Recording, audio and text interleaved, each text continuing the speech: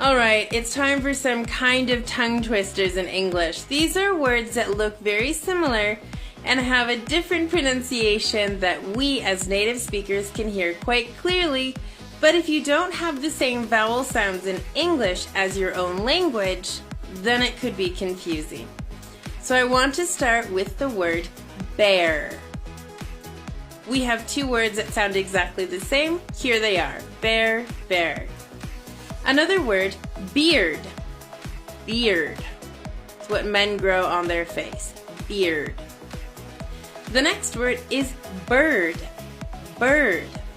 It flies through the sky, and I'm afraid of birds. Fantastic. And, oh yes, of course, one of my favorite words for the weekend is beer. Beer. Do not get these words confused. They're obviously very different.